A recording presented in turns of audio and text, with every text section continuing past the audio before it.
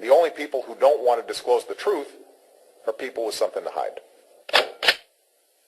Our website this morning, I think this is indeed one of those mornings. Now, last week, yet another page in the Who is Barack Obama, I guess, book, diary, ongoing story, never-ending tale, turns or drops again. And part of this unexplained mystery is this strange new name, Suibarka, or Suibarka. And just as an aside, because Jerry's coming up on the radio show, Corsi told me this story 3-4 years ago. Oh, my God. It was like we killed their family dog. And the things that were said to me about having Jerry on said directly to Jerry, we were the worst people in the world.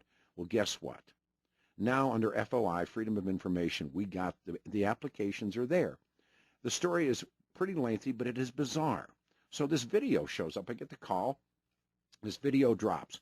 We have it up right now on our website, 710knus.com. It must be seen to be believed. At the same time, the audio is really special, especially when it comes to the end. Boom, it's the payoff, because yet there's another MacGuffin. But you can have it. You can lift it right off of our website, send it to 100 of your friends. The more people who see this, the better it will be. Now, of course, I don't think this is the key that unlocks the door by any stretch of the imagination. What this is more of the same. But now you can see the docs themselves. Watch this, 710knus.com. Really well done. Please go to our website, 710knus.com. Watch this, lift it, and send it to somebody that you think deserves to at least take a look at it. And then Jerry's coming up. If you would, Case. Resourced and documented article at AmericanThinker.com titled Barack Hussein Sobarka by Jason Kistner, we find some amazing discoveries regarding the identity problem of Barack Hussein Obama. Jason Kistner is an associate professor of criminology at California State University, Fresno. Following is an edited synopsis of that article with an absolutely surprising find by the P.P. Simmons staff at the end of this video. One of the unexplained mysteries in the all but missing documentation of the early life of Barack Obama is the appearance of the name Sobarka as his last name on an official document filled out by his mother. We are in possession of Stanley Ann Dunham Sotoro's 1968 application to extend her 1965 passport for an additional 2 years. Her passport, by the way, is now reportedly destroyed. On the second page of the application, Ann Dunham attempted to exclude her son Barack Obama, or Sobarka, from her passport, but the item has been crossed out, perhaps on the advice of the consulate in Jakarta, as this would have left 7-year-old little Barry passportless, so the exclusion did not happen. The appendage Sobarka seems to indicate a name change or a change in citizenship status for the boy. But there is a very good and surprisingly simple explanation for the seemingly random appearance of the name Sobarka on Obama's mother's passport application. Believe it or not, the reason appears to be linked to Loretta Fuddy. That's right. The same Loretta Fuddy, the Hawaii State Health Director who approved the release of Obama's long-form birth certificate and who recently and mysteriously died in a plane crash off the coast of Molokai. Obama's mother and Loretta Fuddy have one very strange factor in common.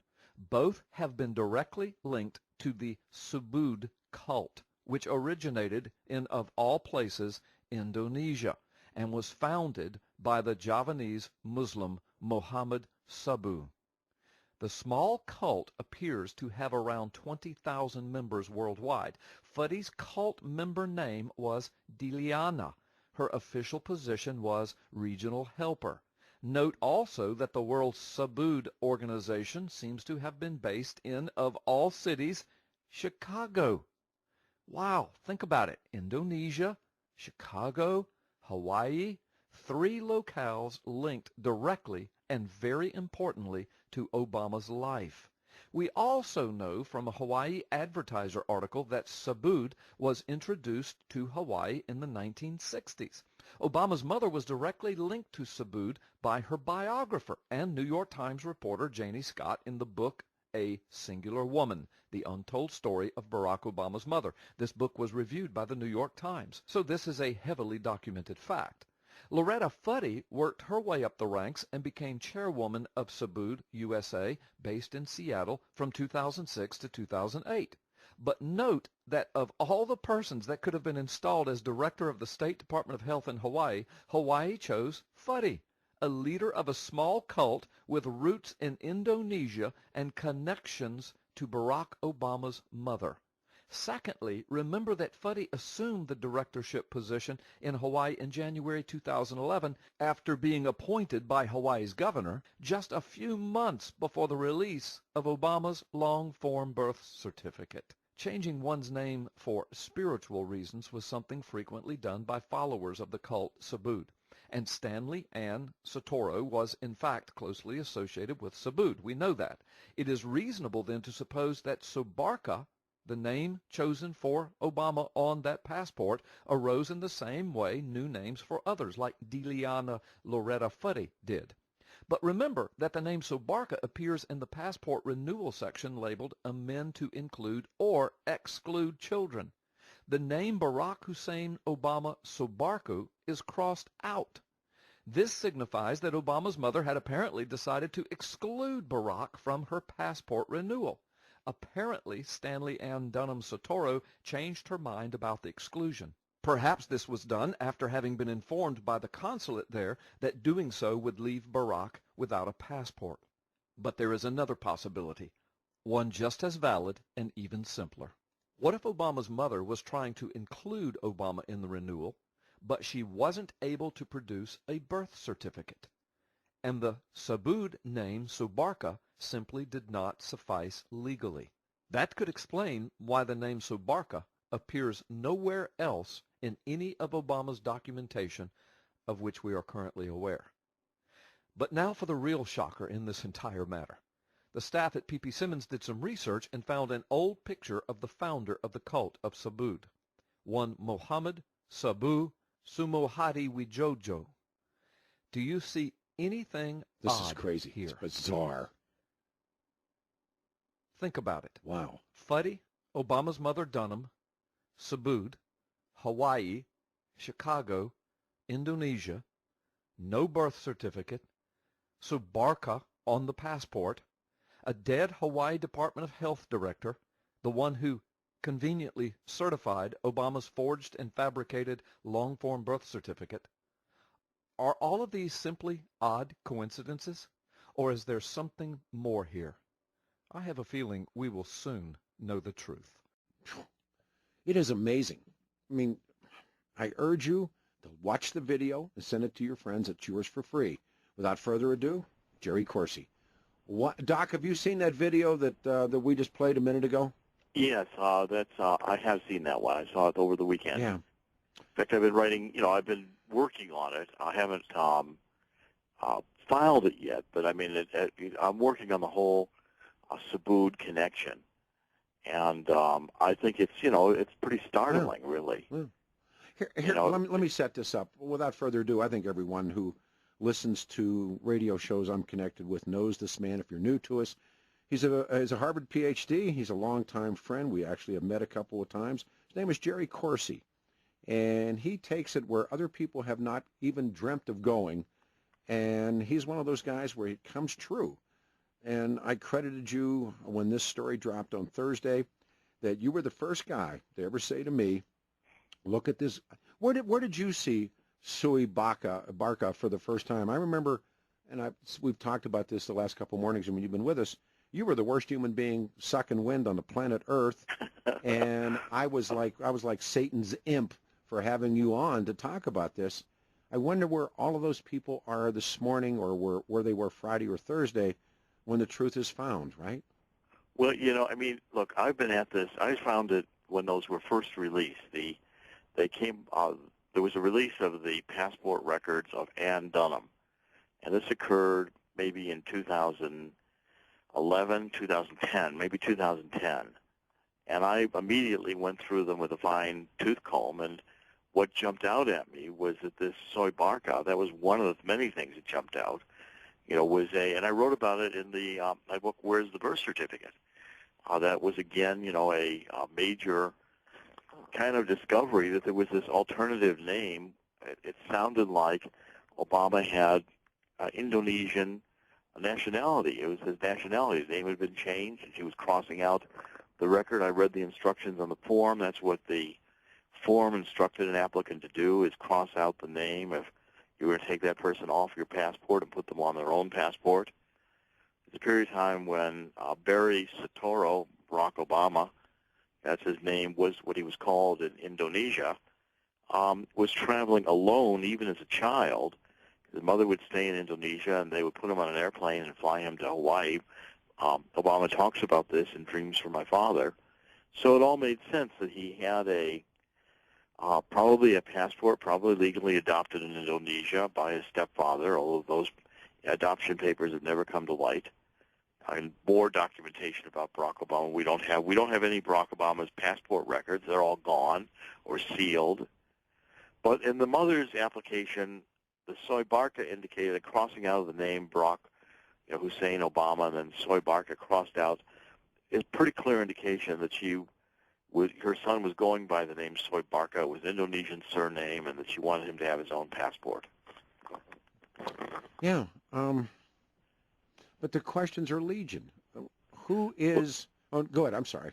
Well, that's the problem with Obama, and I've made this point repeatedly, is that he really has all the trappings of an intelligence personality, someone who was created by the CIA, because the pieces of the background don't fit together. Jerry, you know how crazy that sounds?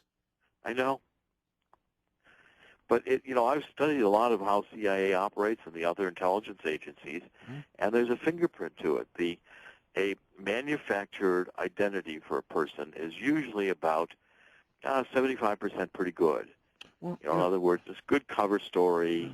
You say the person went to this school and he graduated here. Well, all that's pretty good because it fits together until you say, well, let me get the yearbook and let me see if there's pictures in the yearbook. Let me interview some of the people who went to school with him and see if they remember him. And when you begin that level of detailed research, intelligence fabricated bios fall apart. So the only way to protect them any long period of time is to make sure that people like me who are researching the background don't get access to the documentary evidence. But here again, I stop you. Dr. Jerry Corsi is with us. People are looking at this video. This video floored me yesterday morning. It is, I think, well, how do I say it? It concisely solidifies everything that we're talking about in this. I was having breakfast with some people, and I was talking about this story because I had seen the video. And you remember when we were little kids in school, and not that I was any good you were, but they used to take sentences and they would, what did they call you, diagram a sentence, and there's a little. Yes, I remember doing it. Like there'd be a noun, this would be a pronoun, and this would be. And there's a whole structure for it. There's a diagram tree that you put the verbs and the subject on, all of that. A noun, a pronoun. Yeah. And it's like the Obama story, but all of a sudden something else drops out. And you have to have a whole new bracket, I guess, for this story. And when you take all the other stories and all the other pictures and all the other photoshopping and all the other bizarreness that surrounds this character, and now comes this. And I use the word MacGuffin because in reading Hitchcock's biography, Hitchcock had something in his movies always called the MacGuffin. Right. For instance, in the motion picture The Birds, it was the two lovebirds. Remember? Right. Well, that was the MacGuffin. And he used and is this a MacGuffin? Is this another key that unlocks a door? Is this another clue to what? Well, mostly, see, the problem you have with Obama's background and identity is that it's not a complete fabrication by an intelligence agency. It's grafted onto some real-life data. In other words, here you get a kid that there's some deep secret at the birth, some identity secret that is just too deep and dark or can't be revealed. It's manufactured, and then the cover-up starts there. And once you begin fabricating, so you're grafting fictional onto real, and that's where it becomes very tricky because it's confusing. So, Obama's been in Indonesia, and the idea is, well, it was Lolo Soetoro, who was this student at the East-West Center from Indonesia who married Ann Dunham's second husband and brought Obama back. And then you get into the file and you realize that, the Ann Dunham really didn't want to go back. She tried to get the Immigration Naturalization Service to extend Lolo Soetoro's time. The INS would not do it. They go back into, the period 1965. Obama's 4 years old. This is one of the most violent times in the history of Indonesia. Oh, yeah, absolutely. Because you've got the Sukarno, who's been in power, and Suharto, a Muslim who is taking over in a coup that CIA engineered. That's right. And yet somehow Obama skates through this without any obvious notice or reference that's going on around him and survives in a period of time when there's 500,000 people up to being killed in Indonesia, mostly many of them Christians and communists. And there's not a mention of this in Obama's Dreams for My Father. It's all idyllic. So you begin researching, you begin realizing that he's living in the kind of royal section of Jakarta, reserved for the royalty, the family of the royalty, the family of dignified, honored people. Yeah, but in spite of the official story, didn't Stanley Ann work directly for or with the U.S. Embassy? Well, she did for a while. She, for a brief period of time, she mostly moved into working with the Ford Foundation. At first, she couldn't have a job. She was trying to do these teaching positions. The embassy hired her in a very clerical kind of menial position. She took the job, but eventually she surfaced with this. But she had already met Lolo, right, and gone with him to Indonesia. Oh, she went to Indonesia as his wife. Right. Okay, so that's the point is that she was already married to him when she went. And she meets him when she comes back from Seattle and re-enrolls in the University of Hawaii and meets this Indonesian guy, Lolo Soetoro. And then he's taken back, if my understanding, tell me, to go in the military, or he's put in the military when he gets back? He is in the military. In fact, he's immediately taken back. He was in the military when he came over, right. and he is immediately taken back, and he is put into intelligence position in the Army, right. And he's now made to serve in the Army. That's Lolo Soetoro becomes a Indonesian military. Now, the story as it continues is that then Ann Dunham falls out of love with him. They begin fighting. He becomes alcoholic, just like the first husband. Right. The same story. Right. Of course, all these stories, again, are largely concocted. I mean, he may have been alcoholic. He may have, had all these problems. But Ann Dunham was not living with Barack Obama Sr. a day. They always had... They always had separate addresses, and it's unclear what the marriage was like in Indonesia. Whether it was these open marriages, there was a lot of swapping partners and everything else going on. It seems to have been, again, another story that wasn't really told. There's hints of it, but you can't find you just cannot find the details on this because suddenly she's no longer married to Lolo Soetoro, and he's off with a young girlfriend whom he married. Okay, so this whole story of this happy family, and Obama goes into two schools. One of them, is a Catholic school in Indonesia, in Jakarta, while he's there. And the schools at this time were, increasingly requiring, the laws were passed that you had to be a citizen to go to these schools. Now, he didn't have to be Muslim, but Obama took the Islamic instruction, and he was going to mosque, even in the Catholic school, with his father. And this is, again, well documented. The nuns were saying this. So Obama was in Indonesia as a child, and the questions are, why was he there? What was he doing?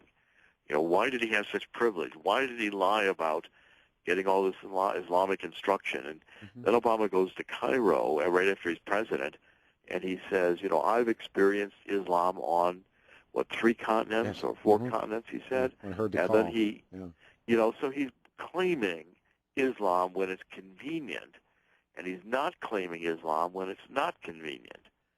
And so, you're basically dealing with another pattern of disinformation. Because, see, what makes these cases so hard is you get information and disinformation. Disinformation is information put there intentionally to throw you off track.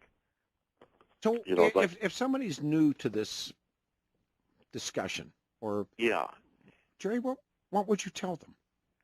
Well, there's some very good books written on it if you really want to study it. I mean, it's well known. It's just not known like many things anymore because our schools are so deficient in what we're teaching. There's a lot that people just don't know, including basic history.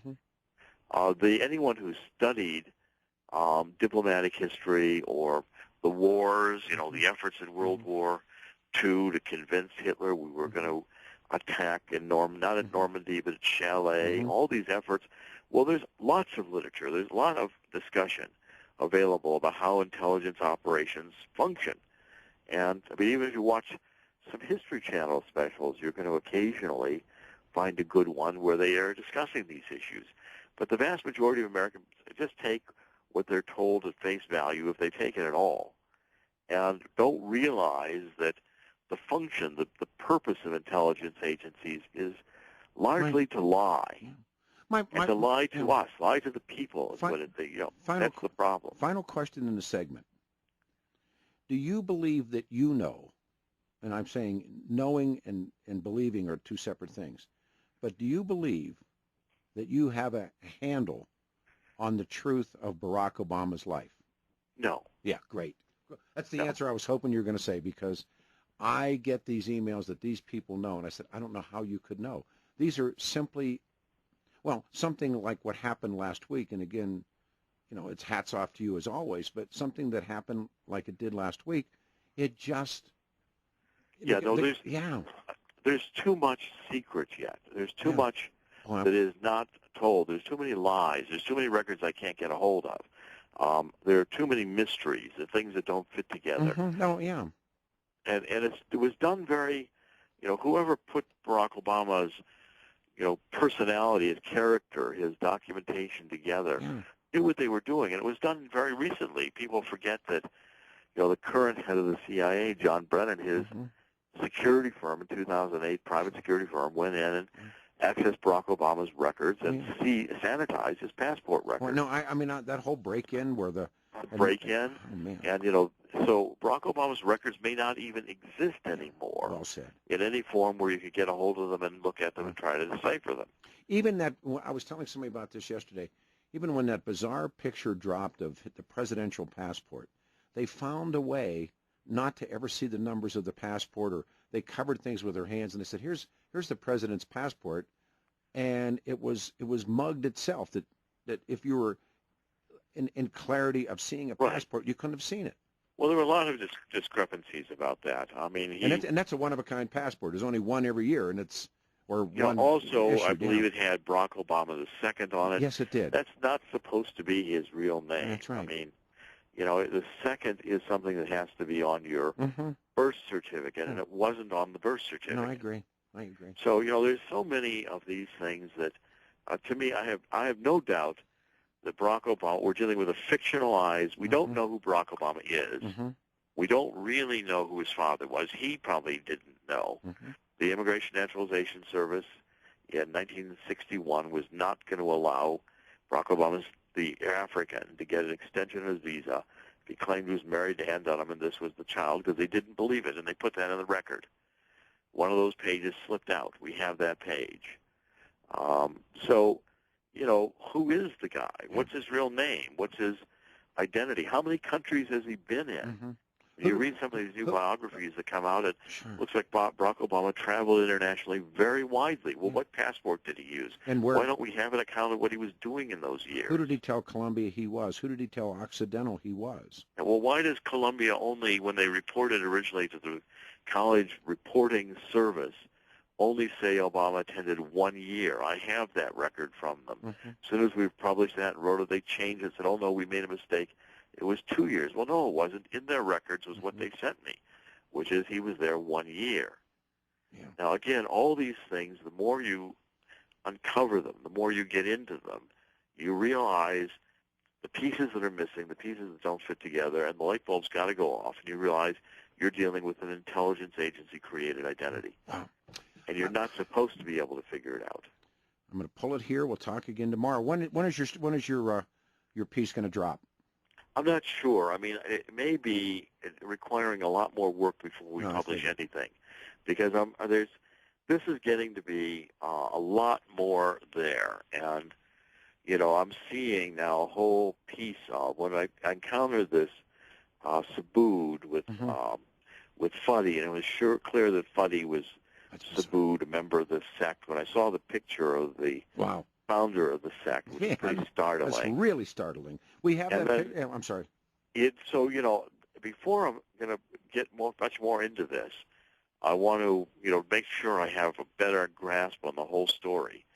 So and Ann Dunham, see, another thing, Ann Dunham was affiliated with the group. She knew, but she didn't join the group. So, you know, some of the stuff that people are doing out on the Internet right now is a little ahead of where we really are. We know that Fuddy was a member. We know that Ann Dunham was associated, but Ann Dunham was associated with all these different religions, and it doesn't look like she really joined anything. She took pieces from what she liked. And, you know, it was kind of, I think, the final analysis, almost a pantheist. In other words, you know, any idea. Whatever was okay with Ann Dunham. That seems to be the conclusion. At any rate, you know, Ann Dunham's a mystery, too. We don't have all the Ann Dunham story. What's the great, sir? It's what applies at the time. Home run. Thank you, sir. The video is special. Your work is always, and again, maybe the time will come. It will, Peter. It always does. Yeah. Someone's got the file. Yeah. These things may take 50 years for it to develop, just like the Kennedy assassination. But, you know, we're much further along in the Kennedy assassination today than we were. And, you know, hopefully before I'm gone, we'll have the opportunity to see the truth on that. And it'll be the same with the Obama story. The truth will come out. What Shakespeare say? Truth will out. It's in the Bible. You can't hide the truth. It eventually comes out. God love you, Jeff. Thanks, Doc. And we'll talk Peter. Maybe as soon as tomorrow. Thank you. Dr. Jerry Corsi. Again, the website, 710knus.com. Watch the video. Back right after this. Hey, Joseph, you're on the radio show. Good morning. Thanks for calling. Good morning, Peter. Morning, I heard sir. you speaking with Dr. Corsi, and I want to offer my opinion about the tactics we should use in this fight for truth. All right. Now, in a literal shooting war, sometimes you'll have one area of territory where you have to limit the force you use, not use the biggest weapons, and there's a different area where you're free to use every weapon you've got and wipe the enemy out. Now, the analogy here is, in the population of this country, there are some people who are still much too ignorant to be told the things that Dr. Corsi spoke of. They'll just put up their automatic defenses and plug their ears and hum loudly. Well, And then there are others who are prepared to listen. For the ones who are more prepared to listen, we should be bringing out all the things Dr. Corsi has said. For others who are not ready for it, we should be using a more limited force, addressing things they can understand, like particular issues about Obama's policies. Well, there was plenty of email this morning that said, no one cares where how do I say this? Nobody gives a damn about this story. And they used the example of Republicans who continue to support George Bush, Dick Cheney, Rumsfeld, and company, even in the spite of it's overwhelming evidence that number one, they lied, but number two, the enormous expense in life and treasure to do that fool's errand of those wars. And you know what? I take that as somewhat of the truth. The same thing happened when Bill Clinton got caught with really a young woman just a little bit older than his daughter. It didn't matter. Women on the left who would scream so much about sexual issues for anybody on the right or any conservative to talk about women's issues totally left Bill Clinton alone. You saw it, I saw it. So, it's the pick and choose. The Republicans who go to their deaths defending George Bush.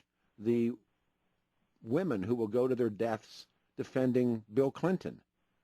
I don't know how you can win that fight. I just don't think you can. Well, we have to keep trying. Are you familiar with Lord of the Rings? Oh, very much so. You know that the noble elf lord Elrond tells the other free people, with hope or without hope, you still must resist. Oh, no, I totally adhere to that. I mean, I've spent 9 years, almost 10 years of my life on this story. No big deal. You know, it's not the end of the... It's just the idea that what started out to me is like reading a mystery novel, that there's something wrong, that this guy has not told the truth. Well, I never realized the fireback that was going to come from that, and it may lie in the fact that the mainstream press, the Denver Post, when Obama was here in town getting the nomination, we talked about this on the radio show endlessly, and we only had the beginnings of the knowledge that we have today about questions about this man. So, and I remember, I mean, they've written columns about me, and they've written they've cartooned me for, you know, and it's the terrible thing about being a birther. And I told that story in the first hour. A few years back, it's a fundraiser. It's terrific every year. It's called Mutts and Models, and I still do it. And, you know, you go and you put some nice clothes on and you walk a dog down a ramp, and, you know, and you raise money for, you know, for animals. And that's me, you know. So I'm coming down. It's dark. You know, you can't see the left, you can't see the right. And I hear somebody yell, "Effing birther." You know, and I got this little mutt. I'm holding him in my hands, you know, my arms. And I went, and I stopped. And I thought, nah, it's not the time, not the place. So, you know, and so, Joseph, I guess what I'm saying to you is, how can anyone look at this morning, this video that was so well done? You don't even have to sit down and read the documents. Just read, you know, or just, you know, punch the button. So I don't know where it ends. And I love what Jerry said when I said, do you? And Jerry said, no, I don't know the truth. And I have no idea who this guy is. And I feel exactly the same way. And every morning or every week or every month or every 6 months, there's yet another set of documents, another twist, another turn in this story. And I like what Jerry said. You know, we're closer to knowing the truth about who killed Jack Kennedy today than we were right after Jack Kennedy was killed. Fair enough? Peter? Yes, sir. Are you familiar with the distinction that's made in the judicial system between questions of law and questions of fact? Sure, right. Well, you know, belief doesn't mean anything. Knowledge is what's important. And so when people say, for instance, they believe in God, that's not knowledge. That's only belief. I don't want to offend anyone, but knowledge and belief are very separate. It's called epistemology, and it's the philosophy of knowledge. And so people who say they know who Barack Obama is, Joseph, they're not within 300 miles of knowing who Barack Obama is. Peter, may I say why I mentioned law and fact? Go ahead. It's part of the question of our tactics. An issue of law would be like saying, was it right for a man to have sex with a much younger woman? Issue of fact is, did the particular person, Bill Clinton, actually have sex with Monica Lewinsky? Oh, it was consensual. Yeah, well, no. The reason I bring this up is that it's part of our tactics. We need to work on the front both of law and fact. Well, but the problem, no, I stop you there with apologies. That what Bill Clinton got jammed up for was lying. He didn't get. I mean, it. You know, there was a morality to it that, like I said, that kid was a few years older than his daughter, but it was consensual. But when you look at, you know, here's a married president of the United States who is doing this in the map room, as I always said, where FDR planned to, you know, the demise of the Axis. Bill Clinton's in there playing, you know, the girl's here with the pizza. That was one of the great lines. Having said that, it was consensual. What was bad is that he lied about it and tried to, you know, it all depends on what is, and, you know, all those kinds of nonsensical. But Peter, go ahead. I'm sorry. My point was not Clinton individually. Yeah. My point is, it's the same thing as where you can use your weapons here, different weapons there. No, I follow. There are people who are not prepared to hear particular facts about particular leaders they admire, but if we can educate them about the principles of what is right and wrong, they may become more capable of realizing I love what you said, but you and I both know that floats in this world today. Thank you, Joseph. Good call. David Ellis, Cherry Creek. He's been the precious metals buyer in Colorado pushing 30 years. Not new to any of this. I love the guy. Actually, I got to see him this week. David pays the highest prices for your gold, your sterling silver, your diamonds, your coins, your jewelry, your Rolex watches. He is the man. And again, Christmas bills pouring. By the way, Valentine's Day is not that far away.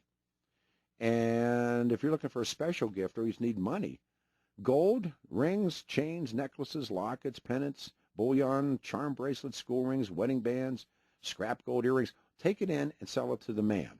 Platinum, all forms, rings, bracelets, pendants, brooches, sterling silver, flatware, coins, hollowware, bullion, Franklin mint sets, silver coins, 64 and before, quarters, halves, dimes, silver dollars, all sizes and diamonds, gold coins, foreign and U.S., old watches, Rolexes. I mean, he's just there. I love the guy. He will give you a great price on anything that you want to bring in and have say, what's this worth?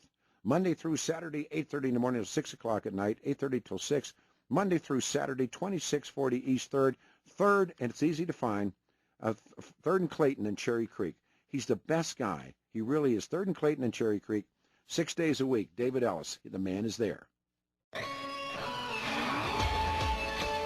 Seeing some stop-and-go traffic now on C-470 westbound between Bowles and Morrison. Eastbound 470 is just slow between Lucent and Quebec. We're seeing some slow traffic on 225 as well. Northbound from Parker Road to the Isle of Construction. Southbound between Parker Road and I-25. The Exergen Temporal Scanner Thermometer is the top choice of doctors, nurses, and other health professionals nationwide. Now it can be your choice, too. Get yours at your local club warehouse and other fine retailers today. Sabina Ford, 710 KNUS, First Alert Traffic. Hi, Steve Kelly here for Willow Creek Dental once again. You've heard me talk a lot about my family on the show. What you may not know is that my wife hates going to the dentist. She's always had a lot of anxiety and avoided going. Well, she had a dental emergency recently, and I convinced her to go see Dr. Blakely at Willow Creek. Let me tell you, she loved it there. She felt relaxed, comfortable, completely taken care of by Dr. Blakely and the staff. She even had the option of sedation if she wanted it. Now she's feeling a ton better and doesn't have to dread going to the dentist anymore. If you're like my wife, and the mere thought of just going to the dentist gives you anxiety, if you're that person, visit my friends at Willow Creek Dental. This place is truly different. They understand your fear. They'll do everything they can to make you feel comfortable. Whether you want to be sedated completely or just want to have relaxing music or watch a movie to take your mind off things, they'll make your experience great. Take my advice. Call Willow Creek Dental, 303-779-2797. Schedule a free consultation. Check out the website, willowcreekdds.com, 303-779-2797. You'll be glad you did. Denver, did you know you can take physical possession of your gold and silver investments? Steve Kelly here, and I want to tell you about my trusted precious metals dealer, Republic Monetary Exchange. A-rated with the Better Business Bureau, Republic Monetary Exchange is America's premier dealer in precious metals, offering you physical gold and silver. If you don't trust the dollar and you want to hedge against inflation, find your safe haven at Republic Monetary Exchange, 303-569-9955, or visit their website, republicmonetary.com.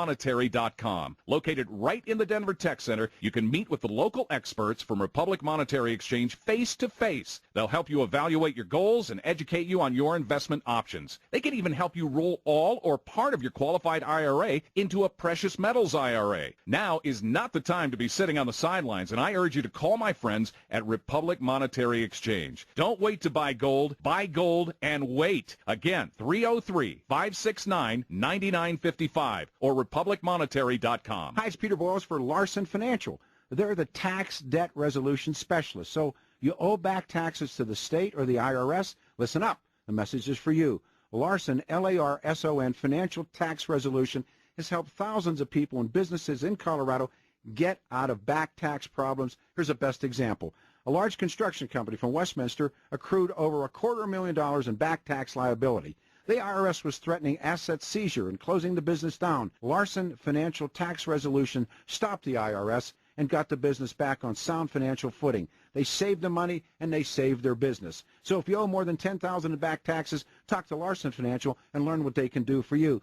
Visit them at larson-financial.com, larson-financial.com. They'll protect your assets and strive to save you money. Again, Larson Financial, 303-554-0778. Online, larson-financial.com, 303-554-0778. Hi. You can't see me because of radio, and I can't see you because I'm totally blind. My blindness doesn't hold me back, but I fight to stay awake during the day because I'm not sleeping through the night.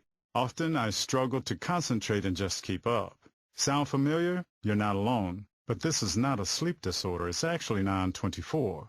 Learn about the link between total blindness and your symptoms. Visit learnmore924.com or call 855-856-2424. Watch what happens when I need something for business. Say my laptop just died.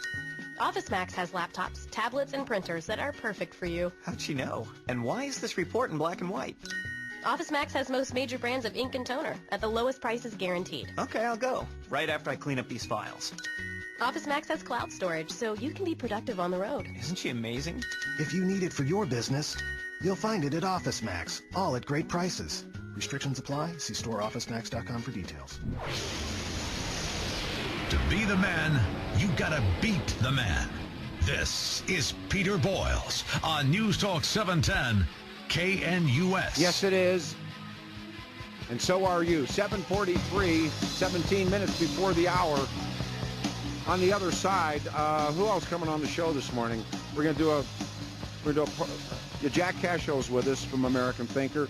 Bob Unruh, about the CSU professor in Pueblo. We started this and it just took off away from us. Back to the phones. Kevin, you're on the radio show. Good morning. Good morning. How you doing? I'm well. You would agree that the President of the United States we hired him to do a job. He is a government employee, right?